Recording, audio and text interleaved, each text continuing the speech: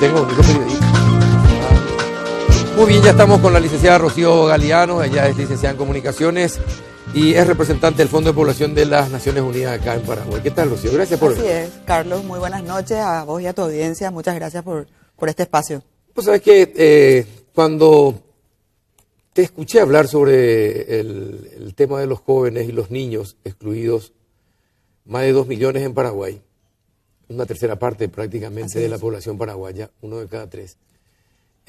Sentí mucha pena y casualmente coincidió con un informe que también se publicó en la Argentina, casi al mismo tiempo, acerca de más de 10.000 niños y jóvenes en la extrema pobreza en la Argentina. 10 millones, perdón. 10 millones. 10 millones de chicos y jóvenes en la extrema pobreza. ¿Qué nos pasa? Bueno, esa situación que mencionás que se da en Argentina, la tenemos nosotros en algún grado también. Sí. Y podemos empezar a lo mejor diciendo que esos 2 millones de jóvenes y adolescentes que estás mencionando están entre 15 y 29 años. Sí. Y hoy para Paraguay representan su principal potencial Es y su activo motor, para el desarrollo. es su motor para el desarrollo. ¿Verdad? Es el famoso bono demográfico que tanto mencionamos y que implica simplemente el que tenemos en este momento una ventaja sociodemográfica como país muy importante. Ese porcentaje de la población es mayor a la población dependiente, a los niños y a las personas mayores que requieren, digamos, de un apoyo económico para sustentarse. Te pregunto, ¿las autoridades entienden lo que es el bono demográfico? ¿Entienden esa ventaja comparativa que tiene Paraguay? Te pregunto esto porque hace 4 años aproximadamente o más, no más, son 5 años aproximadamente que venimos hablando con un grupo de gente relacionada con la sociedad civil sobre este tema. Y le tuvimos a Robert Cano acá y hablamos, mostramos el trencito, el famoso trencito, exactamente, el tren del desarrollo. Pero llegamos a esta instancia y no hay política de Estado que demuestren interés y sobre todo que los que deciden entienden ese tema. Bueno, y justamente estos esfuerzos que estamos haciendo van en la línea de visibilizar la situación de esta población. Porque aparentemente podemos decir, y estamos desde luego también conscientes de que han habido avances. ¿En qué sentido? La pobreza extrema se ha reducido. Hoy tenemos un 8% de la población y en los últimos años se ha venido reduciendo. La población en pobreza de un 40% hace unos años, una década, tenemos hoy un 20% de la población. 19 y pico. Pero si enfocamos, esos promedios generalmente son engañosos. Lo que nosotros tenemos que hacer es poner la lupa en ese promedio y ahí es donde identificamos que justamente el bono demográfico hoy tenemos un porcentaje mucho mayor. Exacto. ¿Verdad? Tenemos un 24% de jóvenes y adolescentes en situación de pobreza. Sí. Y si adicionalmente vamos enfocando a esta población e identificando cuáles son los retos que tenemos para poder aprovechar ese bono demográfico en términos de educación, de salud, de acceso al empleo y de protección social, bueno, vemos que los déficits y las necesidades de focalizar las políticas públicas, los programas y, por supuesto, la prioridad fiscal en torno a esta población son altamente llamativas. Entonces ahí podemos entrar a analizar y vemos en el tema de educación, que yo sé que es un tema que estás tratando y analizando permanentemente, que nos apasiona y que definitivamente es uno de los mayores retos que tenemos. Tenemos 1 millón de jóvenes y adolescentes fuera del sistema educativo. 1 millón. 1 millón. De esos 2 millones del bono demográfico. Mira bien a la cámara y decirle a la gente, tenemos 1 millón de jóvenes y adolescentes fuera del sistema educativo. ¿Qué significa eso? Eso significa de que estos chicos que deberían estar o cursando el nivel medio, o cursando educación superior, o educación técnica, algún tipo de especialización o de capacitación técnica laboral, están fuera de cualquier... ¿Y qué repercusión va a tener en sus vidas y en el de la sociedad esa situación? Esa situación significa de que estos chicos que hoy están perdiendo esas oportunidades de acumular capital humano para ser productivos, para estirar el tren del desarrollo de nuestro país, van a ser personas que van a estar con déficit educativo, que no van a poder ser productivas, que no van a poder ser la mano de obra que hoy las inversiones, tanto nacionales como extranjeras, están demandando, que no van a poder sostener a sus familias, que van a reproducir el ciclo de la pobreza y que por ende van a requerir de políticas de protección y de subsidios para poder desarrollarse. Casi capital seguro para la delincuencia. Exacto, exacto. Y para la marginalidad. Absolutamente, Carlos. Representan un desafío para la seguridad ciudadana porque son chicos que no van a poder integrarse a la sociedad y que por ende van a probablemente transitar esos caminos. Y en 30 años más van a ser las personas a quienes tenemos que mantener y absolutamente incapaces para mantenerse por sí mismas. Exactamente, esa es la situación que nos depara y además tenemos que mencionar, porque cuando decimos que tenemos una situación sociodemográfica ventajosa, la tenemos hasta el 2050, hasta el 2050. Y puede parecer de que es mucho tiempo, pero en realidad hoy estamos en el nivel más alto de ese bono. A partir de ahora, ese bono va disminuyendo y en el 2050 ya nos encontramos con una situación demográfica inversa, donde ya estos jóvenes son adultos o son adultos mayores y ya tienen otros requerimientos. Y como no hay políticas de previsión en materia de educación, salud, empleo, como estaba señalando al comienzo, entonces este va a ser un país viejo, con con seguridad, que va a tener un alto costo en materia de seguridad social. Exacto. De acá a 30 años nada más, que es un soplo en la vida de cualquier país. Así mismo. Y vamos a tener graves problemas. Vamos a tener graves problemas. Por mencionar otra dimensión que también es importante analizar en el aspecto salud, estos jóvenes, casi un 20% solamente accede a seguros de salud. Y tenemos hoy en Paraguay otra cifra que realmente ilustra un nivel de desatención hacia esta población, es que tenemos un 18% de todos los nacimientos que se dan en Paraguay son de madres menores de 20 años. El 18%. El 18%. Y de estos, además, tenemos otra cifra que es aún más triste. De madres adolescentes. De madres adolescentes. Pero tenemos 2 nacimientos diarios de niñas, porque no podemos llamar ya adolescentes, de niñas menores de 14 años. De 10 a 14 años. ¿Por día? 2 nacimientos diarios. Y aquí tenemos que llamar a las cosas por su nombre. 730 nacimientos entonces de criaturas. Alrededor de 700 y un poquito más de nacimientos al año de niñas madres de 10 a 14 años. ¿Esto qué implica, ¿Y eso, Carlos? la mayoría de los casos, producto de abusos? Ahí tenemos, y ese es el punto principal el que estás mencionando. Acá no podemos hablar de embarazos planificados o de embarazos consentidos. Aquí estamos hablando de abusos. Menores. Claro, estamos hablando de abuso. Porque que son menores ya es abuso. Ya es abuso. Nuestra legislación es muy clara. En chicas menores de 16 años, las uniones pueden realizarse según nuestra legislación a los 16 años con consentimiento de los padres y de los 18 años ya voluntariamente. Por debajo de esta edad estamos hablando de estupro. Abuso, sencillamente estupro, un delito. Un delito. O sea, estamos hablando de 2 abusos por día, de 2 violaciones o de casos de abuso que deben tener una respuesta integral por parte del Estado. Cuando hablamos de violencia sexual, estamos hablando de muchas carencias, ¿verdad? Y es importante mencionar también, y volviendo a vincular estos aspectos que están íntimamente relacionados, son niñas que están fuera del sistema educativo. Me asusta la cifra que das. 2 niñas por día. Menores de 14 años. Sí, producto de abusos, ¿verdad? Y no hay ninguna consecuencia. No hay ninguna consecuencia. No hay ninguna consecuencia y tenemos, digamos, estrategias sectoriales en educación, en salud, para identificar, bueno, cuál es la ruta que se sigue con estas chicas. Pero en términos de prevención, y aún así todavía nos falta afinar los mecanismos para que la atención sea integral. Pero en la prevención realmente tenemos un camino, un déficit terrible, muy arduo que seguir, muy arduo que seguir. Hay algunas medidas que se están tomando en el sistema de salud. Por ejemplo, hay que mencionar los servicios amigables de atención a adolescentes, que son los que dan información, asistencia y servicios de métodos anticonceptivos, de información a las adolescentes todavía incipientes y a lo mejor insuficientes para la cobertura que necesitamos, pero hay algunos indicios que deben fortalecerse. Las unidades de salud familiar son espacios propicios para extender masivamente a nivel país el servicio y la atención que se necesitan. Ahora, pues también esto genera una gran discriminación. Es decir, absolutamente. Porque una chica prácticamente sale del colegio o de la escuela, ya no tiene tiempo generalmente, de volver. como ya está en un sector vulnerable de por sí. Exacto. Y ocurre en sectores vulnerables. Es decir, va adosando cada vez más piedras a su mochila. De discriminación. Y de discriminación, de pocas posibilidades de desarrollarse, de crecer como ser humano. Es decir, es una sociedad que margina y en silencio, porque todos sabemos lo que ocurre, pero prácticamente no hacemos nada. Es así mismo. Y si vemos estos números y le ponemos de vuelta una lupa adicional, vemos que la desigualdad se da por el hecho de ser mujer, Sí. de vivir en el área rural y ser pobre.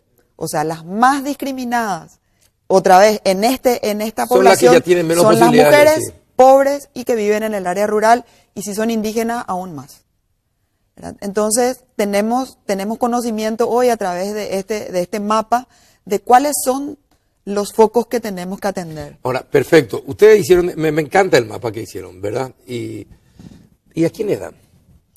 Bueno, el trabajo que estamos haciendo, bueno, tengo que empezar diciendo que este trabajo lo hicimos con la Secretaría Nacional de la Juventud, la Secretaría está en conocimiento de este diagnóstico, lo está utilizando para orientar sus políticas públicas, pero vemos que es una institucionalidad que debe fortalecerse.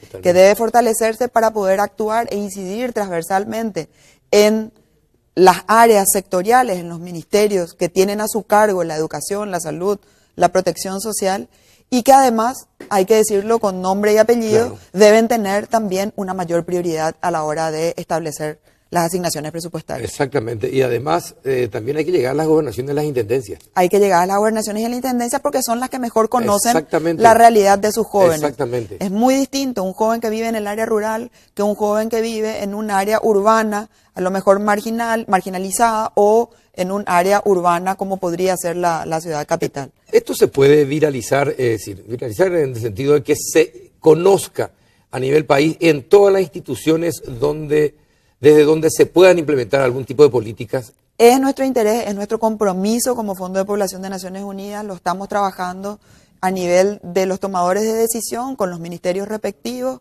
con el Ministerio de Educación estamos empezando a trabajar en un tema muy importante y que debe mencionarse también. Cuando mencionamos el tema del embarazo adolescente, estamos hablando de una carencia muy importante de educación integral de la sexualidad.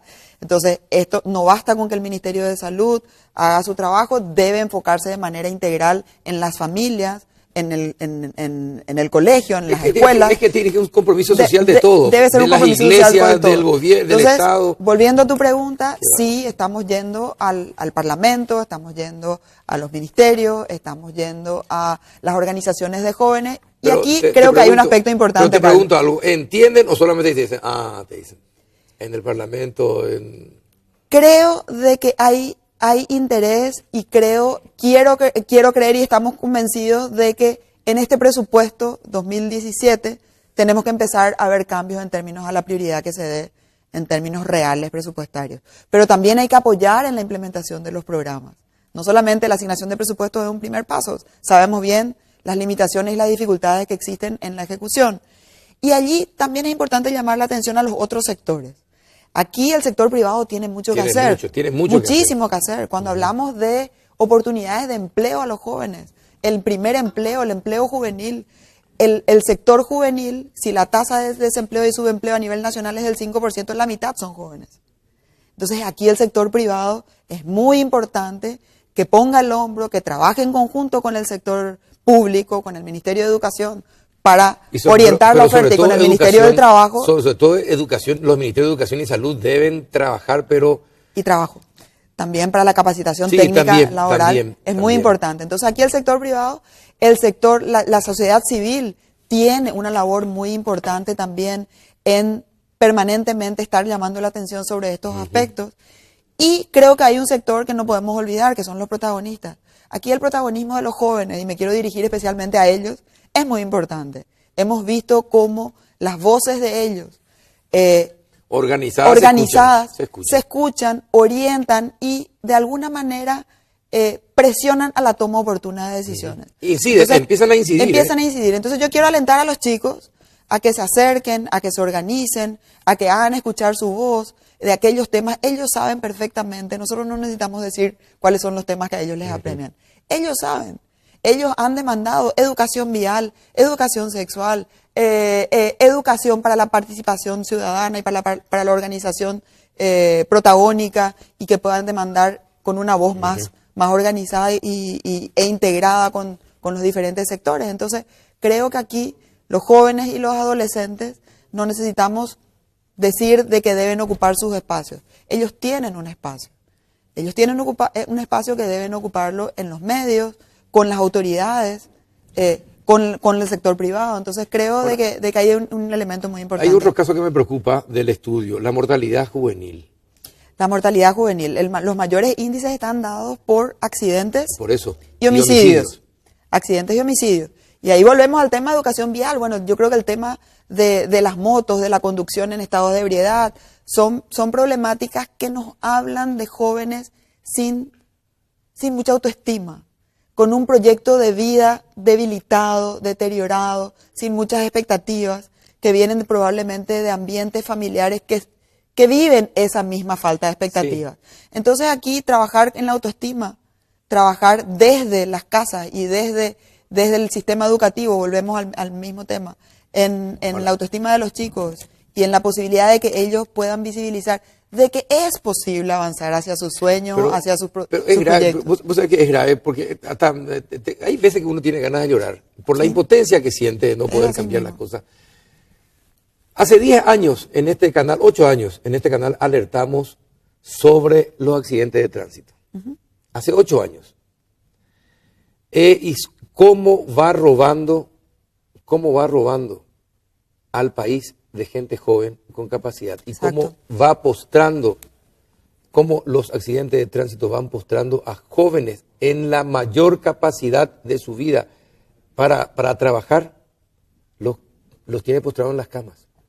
O con algunos miembros sin algunos amputados, ¿verdad? Como consecuencia de esa escasa capacidad que tenemos de entender, es que tenemos que enseñarles desde chiquitito lo que es la vialidad, ¿verdad? Exacto. Es decir, y cómo tenemos que tener políticas que impidan que un chico esté conduciendo moto o esté conduciendo un auto si es menor, ¿verdad? Pero, y no aprendemos. Y estos números que estoy leyendo acá, los accidentes de homicidio son las principales causas de mortalidad adolescente y juvenil. Es terrible. Es terrible. Estamos matando a nuestros jóvenes. Es así mismo. Y hay otro factor más silencioso, pero no por ello menos preocupante, que es el tema de drogas. Sí. El tema de drogas aparece también en el estudio como una alerta muy importante. Drogas, entiéndase, alcohol, tabaco y estupefacientes. Y estupefacientes, sí. Y estupefacientes, ¿verdad? O sea, como un fenómeno que silenciosamente va deteriorando las capacidades de los chicos de poder desarrollar su potencial, tanto laboral como productivo, educativo, en fin, ¿verdad? Entonces, y con daños que son en alguna medida irreversibles. Drogas como el crack sabemos de que tienen ya un efecto irreversible en los jóvenes. Yo no sé si el estudio lo contempla, pero la percepción que tengo es que, por ejemplo, también, es decir, muchos de estos jóvenes se van metiendo a la delincuencia por la falta. Por la falta de expectativas. De expectativa. Es lo que mencionábamos, exactamente. ¿Verdad? Entonces, es decir, por lo que comentamos e informamos normalmente en los noticieros y en la radio, nos damos cuenta que la mayoría de los motochorros son jóvenes. Así es. La mayoría de los motochorros son jóvenes. ¿Verdad? Y que van cometiendo homicidios de los 14, 15, 16, 17, 18 años. No, el microtráfico se hace en las casas. Se hace en las casas. Con las familias. Así es. Es decir, mamá, papá, hermanos y compañía. Y con los chiquititos crecen creyendo que eso forma parte natural de su vida. Es terrible. Es así mismo. Y creo que ahí es importante que también este mensaje pueda sensibilizar sobre todo a aquellos que toman las decisiones económicas de este país. Desde los parlamentarios que asignan presupuesto, los gestores de ese presupuesto. Desde los gobiernos que son los que elaboran el presupuesto. Y también aquellas personas que inciden en un poco la conceptualización del crecimiento y del desarrollo. En los economistas. O sea, ya el crecimiento económico, lo veíamos también en un informe recientemente lanzado, de que el crecimiento económico ha dado lo que pudo dar en términos del efecto que puede tener en reducir pobreza. A partir de ahora, lo que tenemos y estos desafíos que tenemos van a ser mucho más difíciles de abordar. Solamente a través de políticas integradas, manteniendo aquellas políticas de protección social que nos permitieron, digamos, realizar estos avances y profundizando más en todo lo que ocasiona, son los factores que provocan la desigualdad y la discriminación. Y aquí es donde identificamos a este sector joven y adolescente como un sector que debe ser privilegiado porque tenemos esta oportunidad maravillosa en Paraguay de tener un 30% de nuestra población, 2 millones de chicos y chicas. Este estudio demuestra también la dificultad en la permanencia dentro del sistema educativo. Exactamente. Bueno, ahí vemos de que la sobreedad refleja ese problema de permanencia en el sistema educativo. Refleja de que 7 de cada 10 chicos en el área rural y 5 de cada 10 en el área urbana tienen un rezago escolar. Esto quiere decir que entraron tarde al sistema educativo, que tuvieron aplazos y por tanto hay un nivel de repitencia, o que salieron y volvieron a entrar. ¿Y por qué ocurre esto? Ocurre esto porque tienen dificultades y barreras económicas. 70% del sector rural y 50% en el área urbana. Esos son números que deben hacernos reflexionar. Son números muy llamativos, Carlos. Son números porque muy llamativos. Lo que pasa es que son brutales llamadas de atención. Y no nos damos cuenta de que en realidad lo que estamos haciendo es, estamos generando una población que en algún momento va a estallar con violencia. Exacto.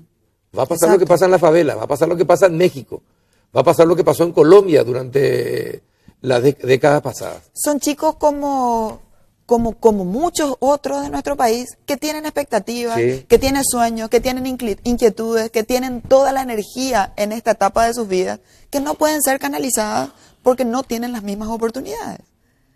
Entonces son chicos que lamentablemente no pueden ir al colegio muchas veces porque no tienen los recursos económicos para desplazarse geográficamente, para pagar algún pequeño arancel o que deben contribuir económicamente al sustento de sus familias, al ingreso familiar.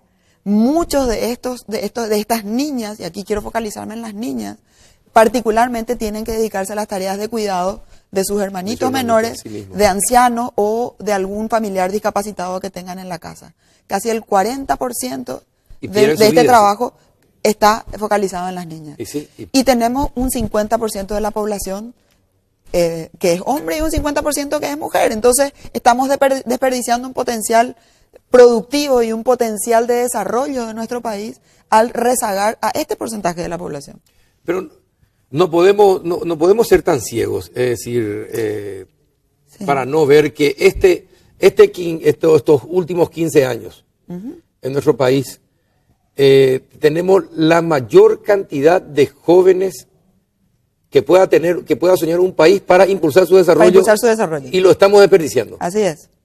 Ahora estamos... ¿Hasta qué punto el factor cultural hace que todo esto pueda ser casi imposible? O sea, muy duro acá en Paraguay.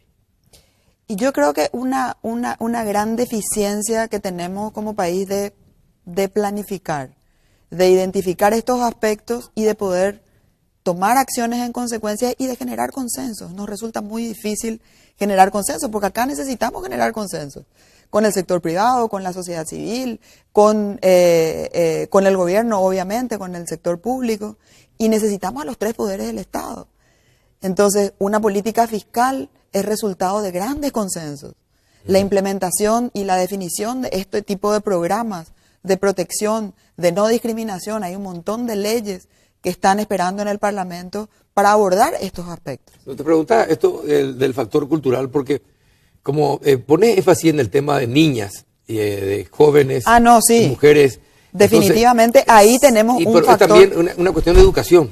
Es una cuestión de educación. Es una cuestión de educación. Nuestra sociedad sigue siendo patriarcal, sigue imperando, digamos, la división sexista de tareas, donde se castiga a las niñas por ser niñas y adolescentes, condenándolas a menores oportunidades en todos los aspectos. En los aspectos de salud, porque son las niñas las que se embarazan porque no pueden acceder a información y a métodos anticonceptivos porque son fruto de violencia sexual. A las niñas que no pueden acceder en igualdad de condiciones al sistema educativo porque se sigue privilegiando al hermanito varón, ¿verdad? Al sistema o al mercado laboral porque las mujeres y las jóvenes siguen teniendo un ingreso menor, a igualdad de trabajo siguen ganando menos que los varones. Cuando está demostrado que las mujeres destinan el 90% de sus ingresos a sus familias y los varones solo el 30 o 40%. Bueno, este tema de los informes y compañía. Yo recuerdo que un profesor nuestro en la facultad, Pepito Morini, habrá sido tu profesor de sociología, en la facultad. Pepito. Sí. Había escrito un libro, creo que en 1986, sobre las consecuencias que iba a tener la migración. Fíjate vos, 1986, estamos en el 2016. Sobre las consecuencias que iba a tener la migración del campo a la ciudad. 96, 2000, 30 años, exactamente, 30 años. No se hizo nada. No se hizo nada. Esto, por eso que me encanta que tenemos el diagnóstico. Tenemos el diagnóstico. Tenemos el diagnóstico. Hace años que tenemos los diagnósticos de todo en este país. ¿Por qué seguimos fracasando? Y seguimos fracasando básicamente porque no nos podemos poner de acuerdo en las prioridades, porque creo que todavía primó hasta este momento un concepto de desarrollo muy vinculado solamente al crecimiento económico. Como si nos olvidamos del ser humano. Nos olvidamos del ser humano, nos olvidamos del desarrollo integral de las personas, nos olvidamos de los aspectos de salud, de educación, de inclusión, que son tan importantes en el desarrollo y en la sostenibilidad ambiental, que son tan importantes para el desarrollo como el progreso. Entonces, si no cambiamos ese concepto, es difícil dar cuenta de estos desafíos. Exactamente. Bueno, llegamos al final, son las 22:59, nos queda un minuto. Te agradezco mucho, espectacular la charla. Me gustaría conversar más contigo que permanentemente. Hay CDs, esto está en CD también. Esto está en CD, esto está en la página web del Fondo de Población. Podemos traer esto para los noticieros, porque me parece espectacular que podamos usar estos materiales para los noticieros. Y si hay en CD, va a ser mucho más fácil. Podemos usar y queremos que se utilice en los noticieros y en todos aquellos como decía, si podemos viralizarlo y hacer no solamente de que los que tienen algún poder de decisión sobre cualquiera de estos aspectos lo usen, puedan usarlo, bueno, pues bienvenido. Y si podemos también lograr con esto que los jóvenes puedan ser, como decía Aquino, puedan por fin inventar su propia juventud, porque tienen estas posibilidades. Bueno, hemos logrado el objetivo. Rocío, muchísimas gracias por tu tiempo y por tu presencia. Gracias a Oscar. Muy bien, muchas gracias a ustedes también por compartir este espacio. Ojalá dentro de 30 años, cuando lleguemos al 2050, no nos estemos lamentando todos, porque todos somos responsables de lo que pasa con nuestros jóvenes hoy día. No nos lamentemos de haber fracasado, evitemos el fracaso y tengamos en cuenta estos diagnósticos. Hasta el próximo miércoles.